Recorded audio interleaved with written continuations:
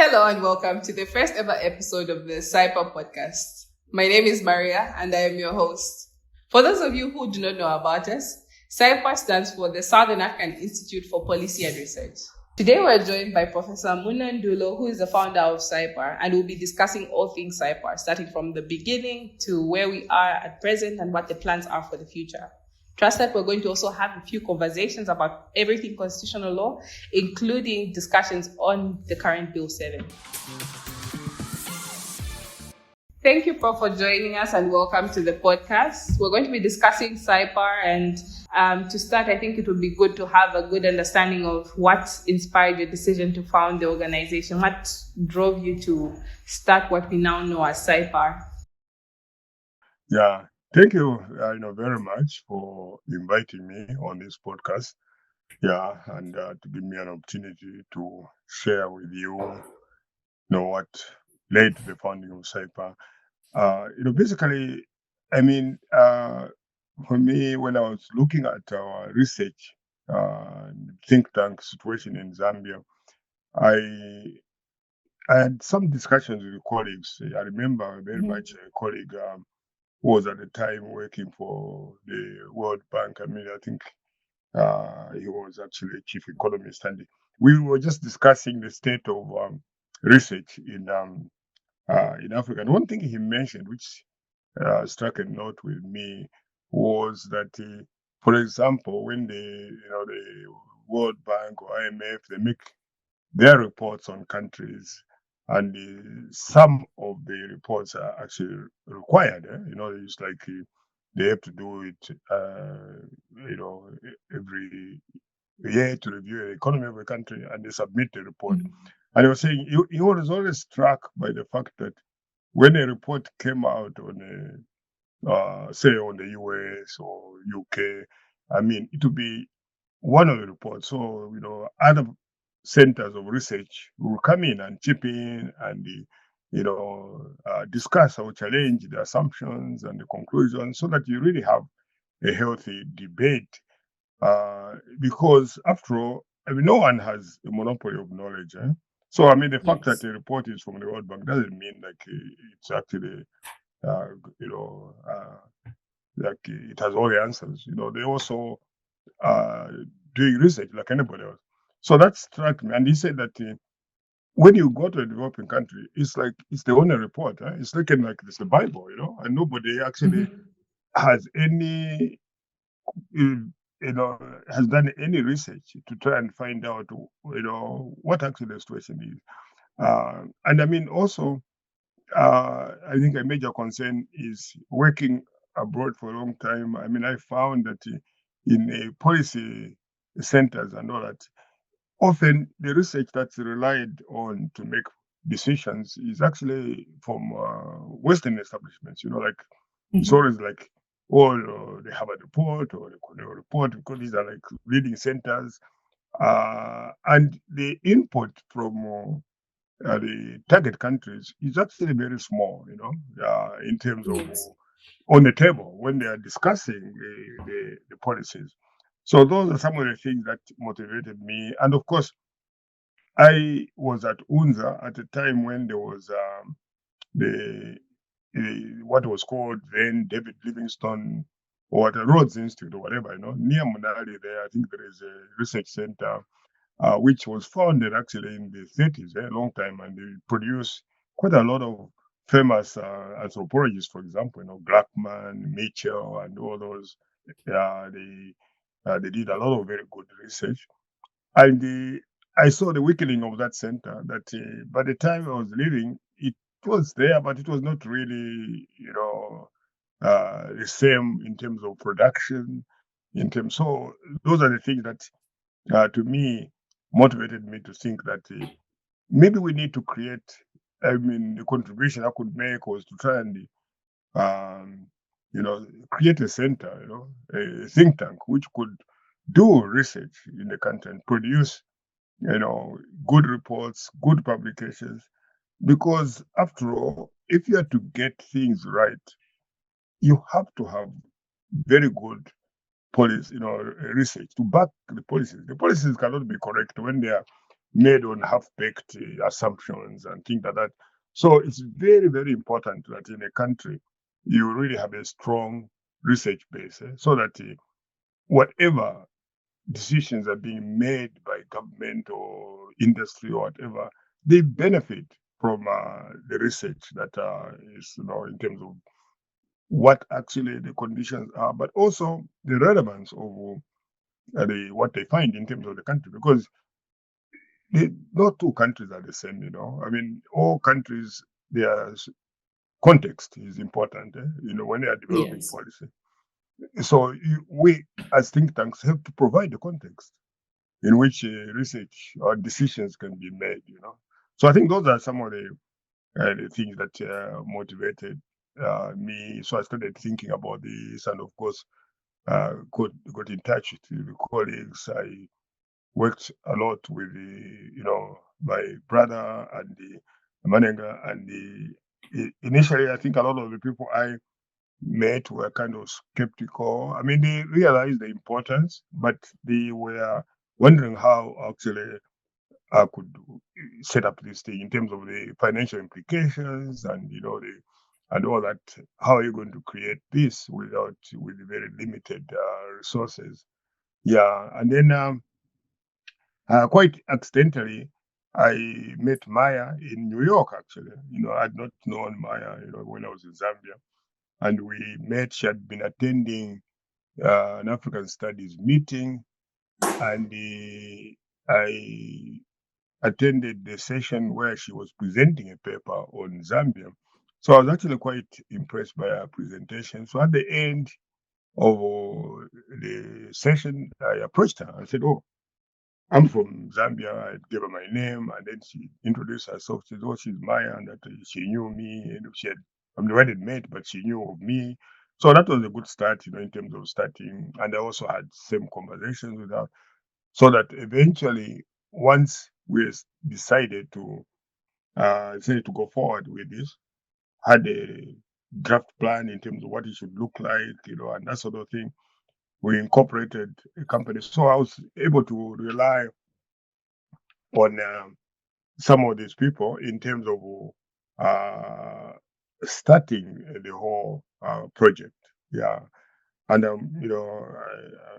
I'm happy to see that it has really developed, and thanks to all of you. I mean, you're all really doing a great job contributing to the growth of the institute, and I think we should continue that way, and be ambitious in terms of having a regional reach as well, which I think we're beginning to have, and I think collaborating with other regions and other research centers. Yeah, yeah. So I think those would be my remarks in terms of how the whole idea of the institute came up. Yeah, and we've been completely in the beginning and all that. We really just relied on ourselves, in terms of developing the institute. Yeah. As you were explaining the original foundation of Cypar, you mentioned one of the challenges being some people expressing skepticism when it comes to joining, particularly focused on the financial implications of establishing an institute of this nature. Other than that, were there any other challenges that you faced in the early days of Cypar? Not really. I mean, I think the major obstacles, of course, resources, as you say. But it's the thing is that for me, I have never believed in a total dependence, and always looking as to there must be somebody, a donor, to give you money to do this, to do that. I think that that's one of our really our shortcomings in Zambia, for example. There's too much, dependence on somebody giving you money to do something. But I think that there's a lot we can do. Just using our own resources, our own efforts. And I must mention here that one of the other things that really motivated me. I mean, I had that discussion I mentioned. But you see, I was legal advisor and political advisor in South Africa from 1992 to 94 to the special representative or the Secretary General. First was Angela King was chief of mission, and then later with Lakhdar Brahimi, the former foreign minister of Algeria. And while we worked there, I mean, we were involved in the transition in South Africa, negotiations on the 93 constitution and everything. So we stayed there, and I met a colleague there who was the advisor to the Commonwealth. And this is Colleen Lomona, Zimbabwean, and a white Zimbabwean, and she was from the Commonwealth and I was from the Union. So we used to interact a lot. But when we ended the mission, we used to discuss some of these things in terms of research in Africa and all sort of things. But when we ended the mission, she decided to resign from the Commonwealth. She didn't want to go back to London. So she stayed and later became South African, naturalized, and then actually headed the Gender Commission, which is a constitutional body in South Africa. She was the CEO of that. And then she resigned from there and founded Gender Links. And I worked with her because I knew her and worked very closely. I actually became chair of Gender Links in South Africa for 10 years. And Gender Links is arguably, one of the most significant, if not the biggest, women's rights organization in South Africa. And even there, when Colleen founded it and asked me to join and became chair of the board, I mean, we started from the backyard. There was no money, really. It was just the ideas were there. And things started to fall in place. You have to make some sacrifices, and then things. Yes. So my ideas, which I had, then having the experience with Gender Links, I started to think, oh, this is actually possible. You can actually do some of these things this way. I learned some things there. And today, of course, if you look at Gender Links, I mean, it's present in all its branches, the SADC countries. And they're the ones who are behind the SADC protocol on gender. They developed that, the 16 days of activism against violence against women. They started that thing, 6 days, and then it was adopted by the UN. So they've had very important impact. Yeah. Now, I mentioned that just to show that, I mean, I think that what you need is people with ideas and people who are willing, to sacrifice. It's not easy at the beginning all the time, whenever you do anything. But I think anything that's obtained very easily is not good, actually, usually. Yeah. So I think you have to really put efforts, and I think not too much dependency, because I've seen the problem of dependency. If you look at, for example, in Southern Africa, we used to have IDASA. It was very prominent in the democratic institute. It was heavily funded by the Canadians and all that. And once they put out, IDASA collapsed. And I think that's the one thing you always have to watch, that this dependency has its shortcomings. And unfortunately, I see that. I mean, I'm sorry to say this, but I see that a lot of Zambian NGOs. I mean, that the mentality of dependency is too much. Yeah. So I've talked too much about this. No. I mean, the next question I have is about how has SAIPAR continued to be independent? I know that's a very important part of what SAIPAR is. It's the independence in thought, independence in its operation. But how easy has it been, or how difficult has it been to maintain that independence? I think it's always a challenge in any society to be independent, because, of course, some people would like to manipulate you or to take advantage of you. But to me, the critical thing is to be very clear about your objectives, and also no compromise on the quality or the people you work with.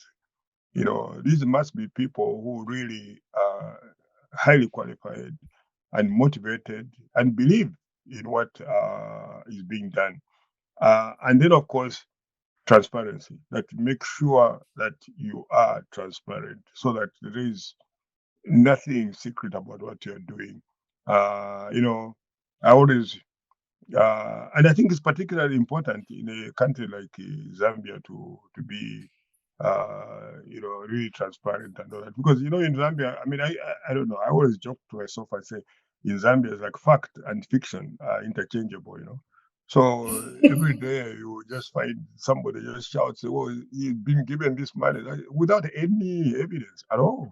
And people believe, which is really sad, that you have that kind of weak culture, where it's it's not it's not seen as undermining your integrity to lie, So even when people lie and they're found out, they don't suffer any disadvantage.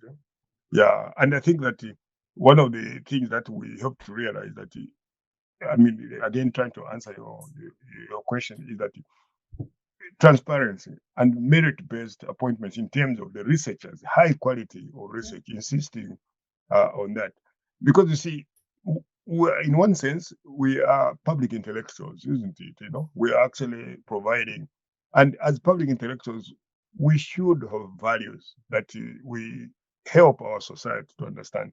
So if I project lies and that kind of thing, it's really sad, given my intellectual capacity, that I shouldn't be doing that, And this thing, that taking seriously the responsibilities of a public intellectual. First of all, qualifications, because competence is critical if you are to actually have good products, and and I think so far, in my view, Cypar has, I don't know, but it has been quite very independent. I don't think that anybody has, that we've done anything because somebody says do this or that sort of thing. No. And what we need to do is, of course, continue to develop, you know, uh, our finances, and also looking at long term. Looking at long term, and how are you going to continue to raise funds to sustain the operations and all that sort of thing. And I think those things can be done if you put your mind to it. Yeah, yeah. In terms of the way Cypher operates as also an interdisciplinary research center, why was that important to, for it to operate? I'm glad you raised that point, because I think that one of the things that I have learned in all my research is really the importance of interdisciplinary studies. And the reason is that, problems never come in compartments. It's not like this is a purely legal problem, this is purely economic problem. It doesn't happen in life. It's not that way.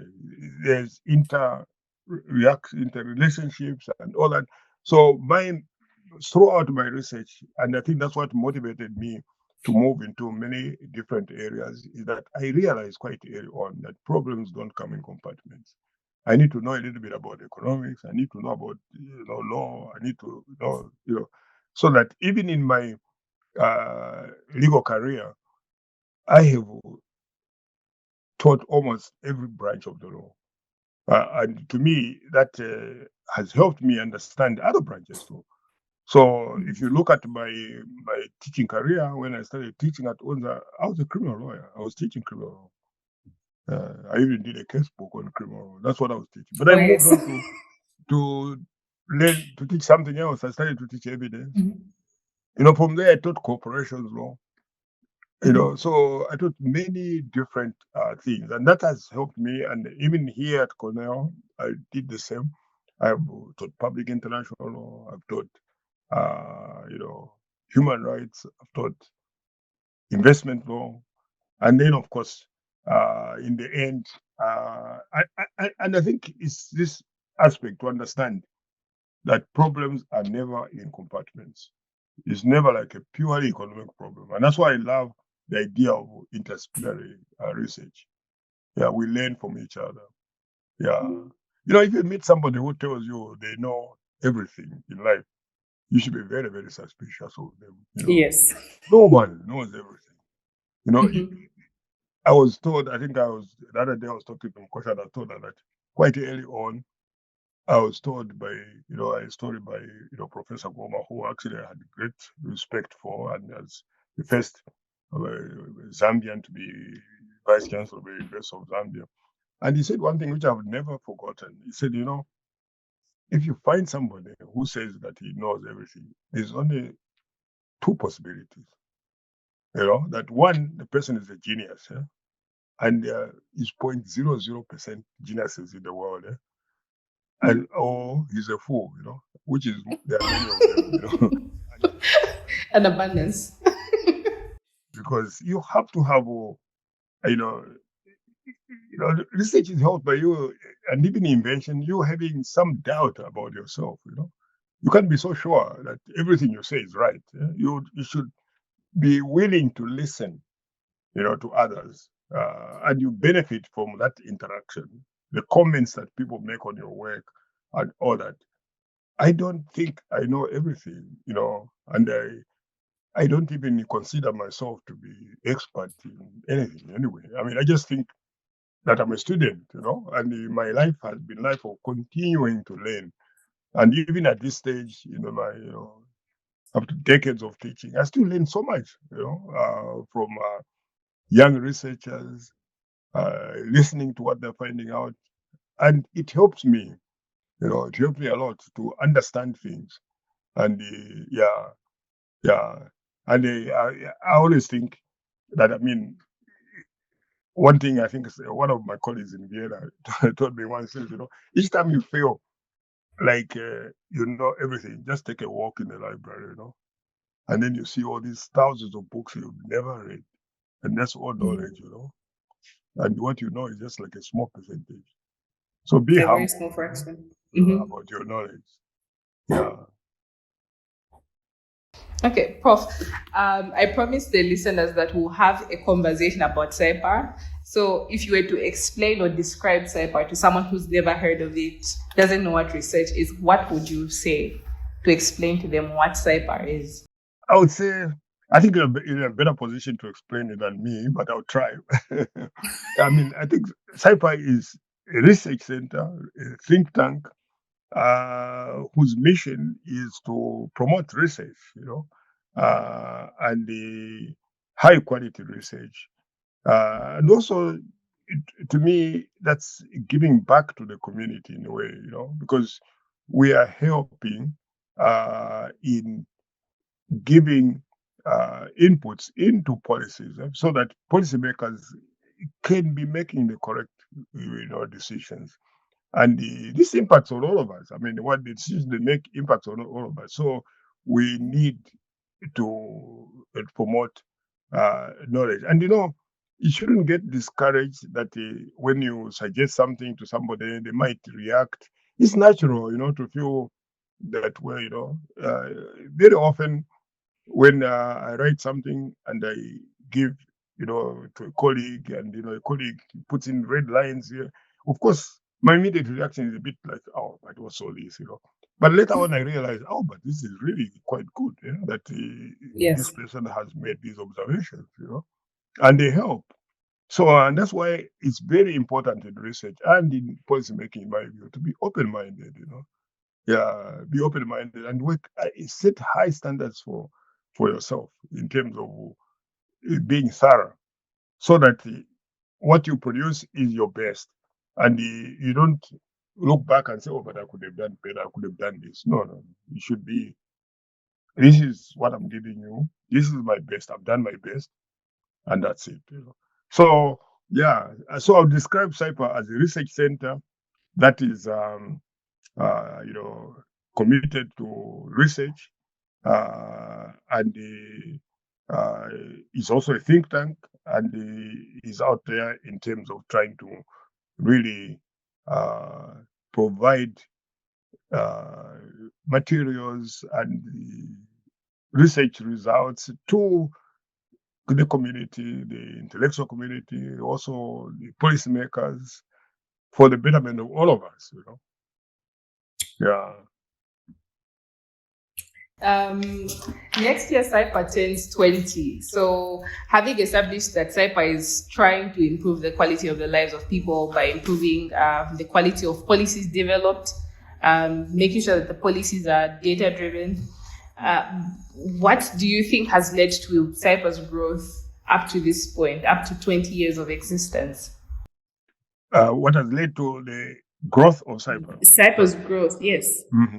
No, I think it's you cannot ignore in any institution, human resources is critical.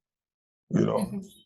So you guys are working very hard, and you're insisting on very high quality research, and that's really the heart of the matter. If you are to have an institution, whether it's a university or what, you do not compromise on quality. That the research must be rigorous, but rigorous research can only be produced by people who are highly qualified, who are well trained and high quality. So mediocrity is something that you must not entertain, because it affects the product, you're doing. And the open debate, you can only learn about things by debating with colleagues. You write your paper, you are open to criticism, and you learn from it.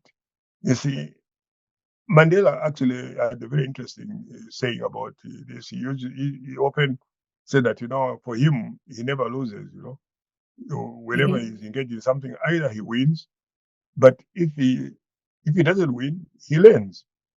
You learn from the situation. So yeah, so it's not always like, oh, I lost here. No. There's nothing about losing. You win, but sometimes you learn.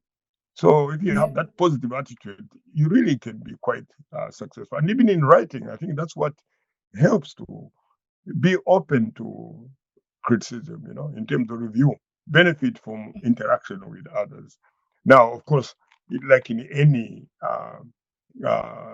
profession, there are, of course, all the time, there are bad seeds that try to criticize others for no reason at all and all that. But you expect that, in every outfit is like that, But the way to deal with that is to constantly be committed to truth and rigor, rigor. And the institutions are highly dependent on the quality of the people that work there.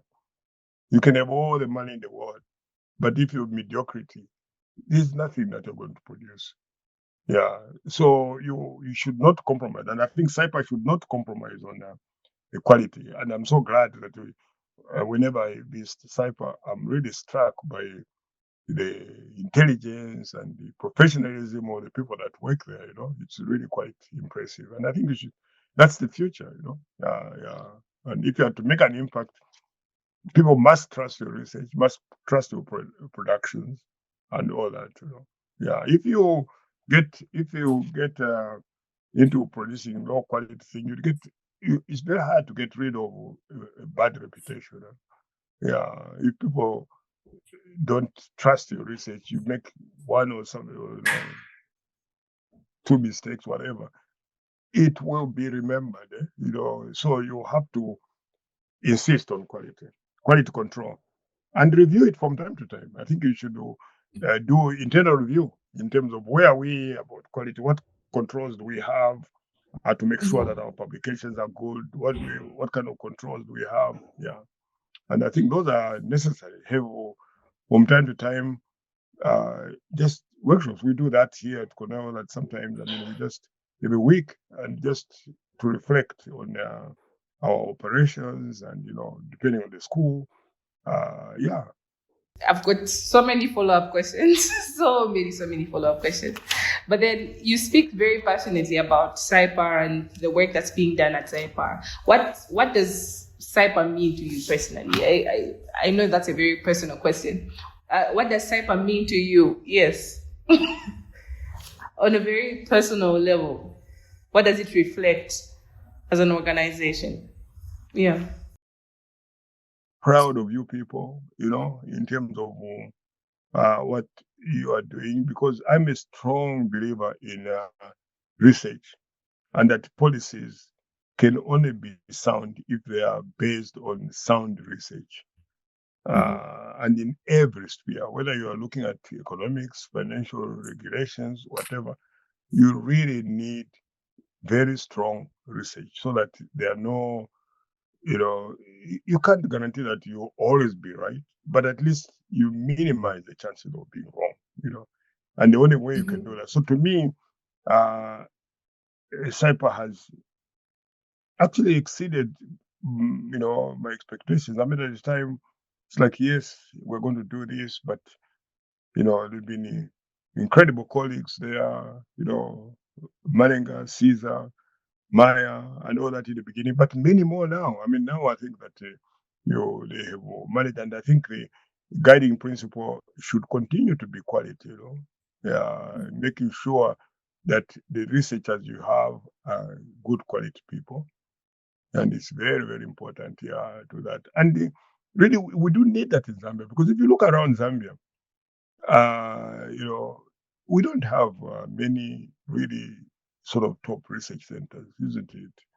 And as I was pointing out, as a result, for example, I mean, a discussion that I referred to that I had in Washington when we were discussing the impact of, say, World Bank reports or IMF reports. What I was saying, there's a difference. People think IMF only makes reports on developing countries. No, they make reports on all countries in the world. It's in their mandate, it's in the articles of the IMF. But the difference is that if you make a report on the US, you have Carnegie Foundation, you have this and that, they all come out with the reports, which are researched to challenge some of the research. But we don't have that capacity at home. And I think most of that has been because of lack of, centers like Cypar, but also really recognizing the role of research in development, and in good policy making. I think that we are not yet there where we actually place, high quality research at the center of our operations. That things must be researched, must be informed. Yeah, Our public intellectuals are a huge letdown in my view. Because every country has what you might term public intellectuals, but the critical thing about public, they have an obligation to tell the truth and to do quality research to people, not to mislead people by, crazy ideas which they are not backed by anything, or just because I don't like you, I don't even look at your research. I look at you. I mean, that's not academic, and that's not. And I think that those are the things that we have to avoid. Yeah. So I don't know whether I actually answered your question, but I was trying. You have.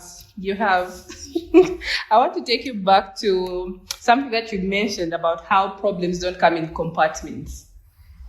And my question in relation to that is why did Cypar focus specifically on economics, politics, and law as its main areas of research, I guess? Why are those the main departments? Yeah. No, I think that was like in the beginning, but there was no decision that is like the limit.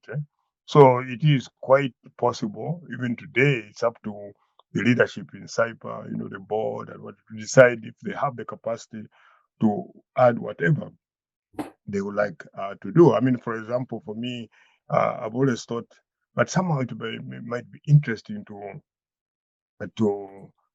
add some aspect of science, but then science is such a broad area. You have medicine, you have this, you have that. And then, of course, some of the problems with a lot of the institutes that do social science research don't do sciences because of usually they require labs, to do this sort of thing. Yeah. So the cost in terms of physical needs for science research is quite high, that maintenance and all that. But I think that there should be no limit to say that it should just be economics, development, and law. I think that we should do more where we think that we can do more.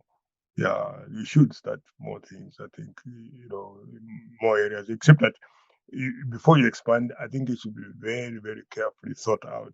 That it's really, you can design a plan in terms of this area. It's no good to just jump into something and then you don't actually have the resources, but you don't even have the personnel that can do that kind of work. Yeah. So there shouldn't be a limit, I think, in my view. Yeah. So what would you like to add? I mean, I've got a lot of thoughts on that. I agree with you. Science would be a brilliant place to go. But then, obviously, as you have mentioned, science is so broad.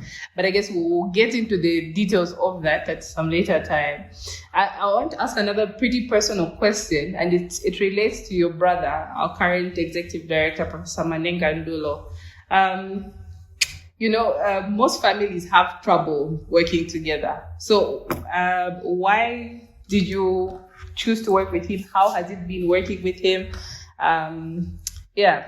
What's that been like? Yes, families really are a bit tricky.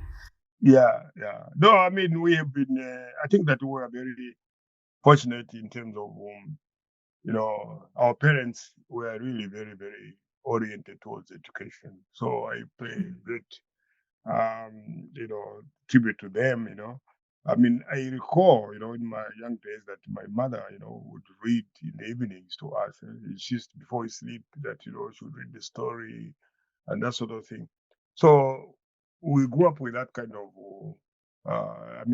background, in terms of education. So we're extremely fortunate. I mean, I shouldn't pretend that, like, some people like to invent a story that, I came from village and I was this. No, it's not true, I mean, I had a lot of support in terms of when I was young. I was lucky, that my parents were very, yeah.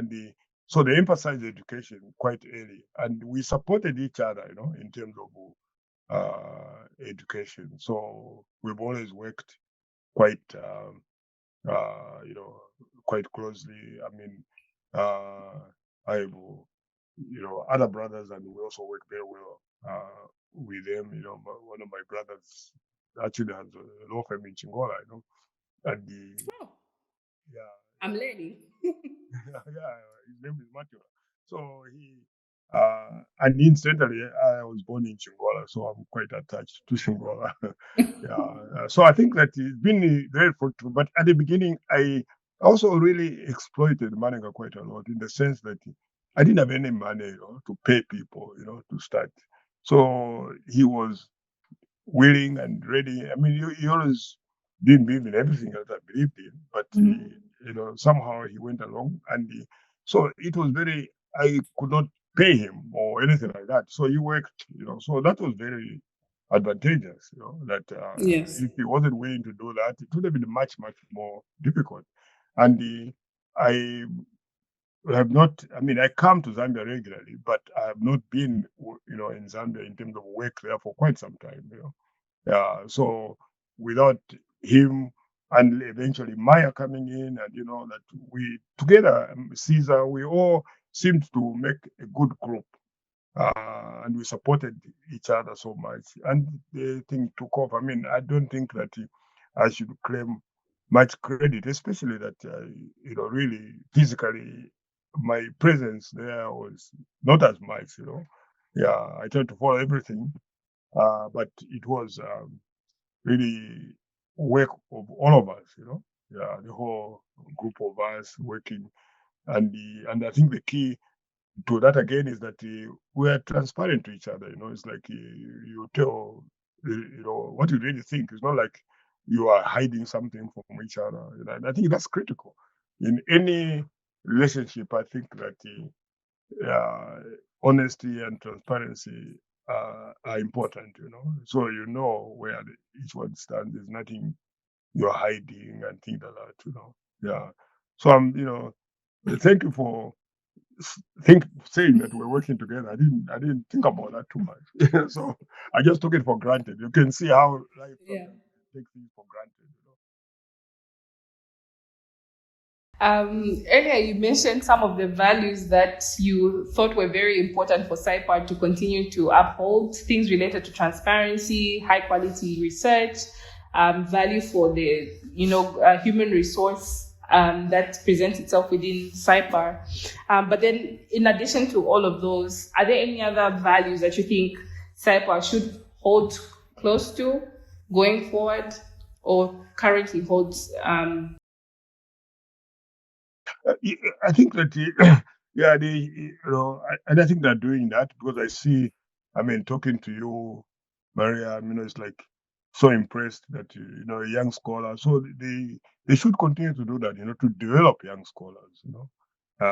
Expose them to research, and that's prepare the future generation. So SAIPA has to be taken over at some point. We won't live forever. So obviously we need to develop that cadre, and the part of the problem with a lot of institutions that you don't have a development program in terms of developing researchers, bringing in young people in what you're doing, and then that way it can continue.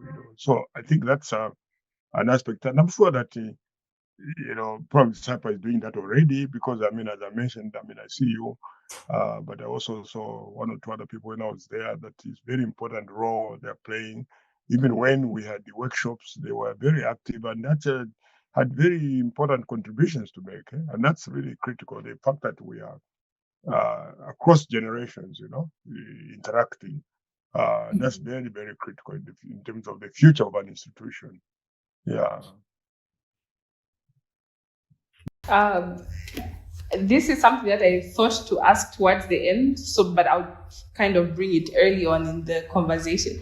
You are a very humble individual because earlier you mentioned something about continually being a student when I think every legal scholar in Zambia thinks you are the apex of academic qualification where law is concerned.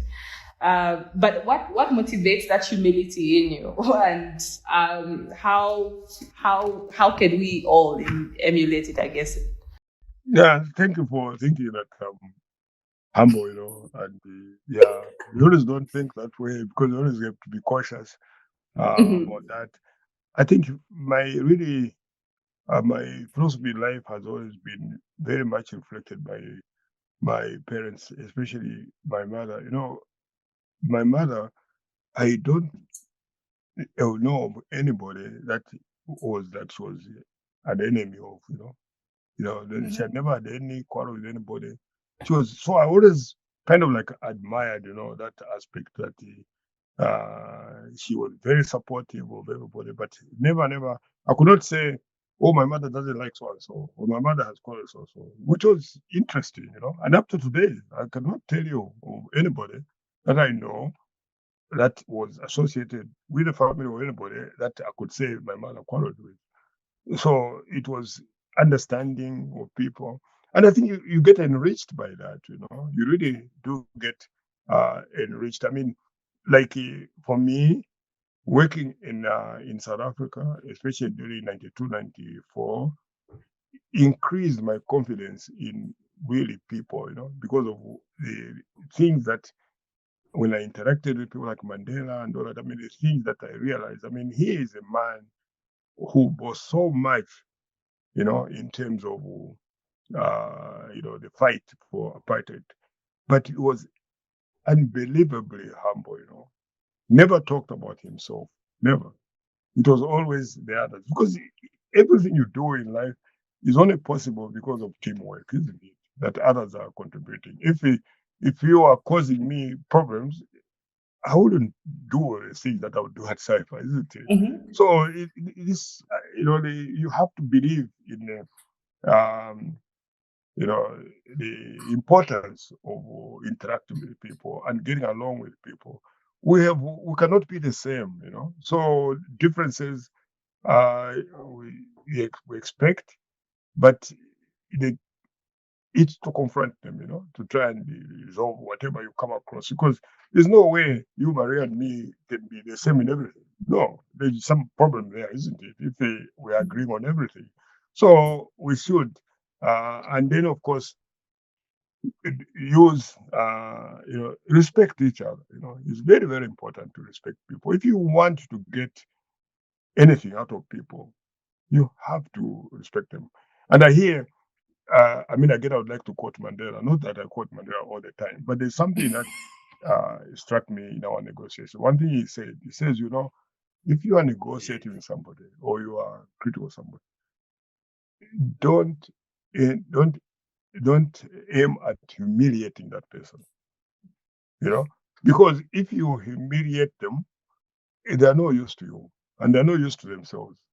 So every person needs some space, or even when they make a mistake, you need to give them some space, to see that they retain, dignity, and it's critical, in any negotiations. Because if I go to a negotiating position, and I've been very fortunate myself that I have been involved in a lot of difficult negotiations. I was legal advisor in East Timor. I was in Afghanistan in 2003. I was in Kosovo in 2000. So many difficult situations.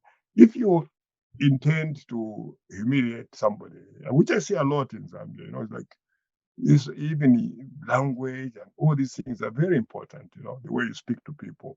And if I humiliate you, you won't be useful to me, if you're leading something. That's the end, because you yourself have following, how do you explain to your people that you've been humiliated like this? So you have to leave some dignity to somebody. Yeah, aim at an understanding, getting along, but not to humiliate people. It is not a good objective, because when you humiliate them, like I keep saying, they are actually useless to you, and they're also useless to themselves. They are no impact in society anymore. So to me, those are some of the great lessons. I've been very privileged, to work in those kind of very close situations. There's sometimes people know very little about, the fact that, for example, I was involved in Mozambique with the Beani when the contact group, when they were settling Renamo and the Frelimo, when Renamo went back to fighting after those elections, I forget the year. They set up this group, and we determined that it was determined that Renamo would end the fighting towards, if they met certain demands, and their main concern was the devolution. That the provinces that had won, for example, the government still had to appoint the governor, so it was like useless. So the charge was devolution. So they appointed equal number of Renamo and Frelimo, and then there were two advisors to this process, and myself and Professor Beani, and we worked very intensely. We were in Mozambique for almost every month for a year, meeting. And it's actually interesting to see at the beginning, when the parties couldn't even, they were so suspicious of each other, couldn't talk, to a point where at the end, I remember one incident when we started. The normal people said they wanted to take a photo, and the government people are like, no, no, no, no, no. Because, of course, they thought that it was for purposes of identification and they might be attacked later on. Yes. But by the 3 months later, even those issues were not there anymore. We're having lunch together, we'll talk and, take photos, no problem anymore. And you have to build, conditions for things to go along, the humiliating somebody is not a good negotiating tactic. It doesn't produce any results, in my view. Yeah. We've discussed quite a bit about self and even about your personal journey. In terms of what has been happening here at SAIPAR from its inception in 2006. What would you say were the greatest achievements SAIPAR has had so far? Well, I think the research products. Now you have these 2 journals, the publications that you are doing, which are digitized, by Cornell, and means that they are reaching a very wide audience, and the high quality policy papers that have been coming out. So the research, I think, we should be proud of that. That the research that's coming out, and we should continue to do that. Yeah. So this makes me really quite proud when I look at research that the products that you are making, and that we should continue. And societies that have advanced, it's knowledge. You have to build the knowledge, the understanding, the knowledge. I mean, just you cannot invent things without research. And you cannot manufacture other people's things. You have to invent your own things to manufacture. There are patents. They will get hold of you for breaching laws about products and all that. So everything points to the need for strong research base in agriculture, in science, in everything, so that we're coming out with the policies that address issues of development for our people. We need to eradicate disease, poverty, and all that. And they're not going to do that if we don't pay attention to the need to get policies that are really backed by sound research, because and you should evaluate them later on, to see whether actually you're having an impact or not. The actual impact, yeah. And what do you think have been the lowest of lows in its lifetime, in SAIPAR's lifetime? I don't see any, actually. I think it's just positive stuff. I'm very impressed by the new generation, especially at SAIPAR. The younger people, the enthusiasm that they bring to the center. Yeah, I wish them really well. And if there's any way that I can help, I'm available. Yeah, but I'm very limited, as in my own knowledge. I mean, it's just law, Yeah, so, but I try to understand the economics a little bit and the other things. Yeah. What's your vision for SAIPAR for the next 10 years, for the next 10, 20, and so on? Yes. Yeah, I think my vision is a stronger SAIPAR, one that expands its research outreach, and that it will be really important for the country to have that kind of institute, and also for SAIPAR to develop regional collaborations, so that we are actually reaching out, especially in the Southern African region. And I think we can do it. I mean, and I think we are already doing it. I mean, some of the workshops we've had, there have been significant participation by the regions, Malawi, South Africa, Botswana, and we need to continue those things, that we become a regional center in every way.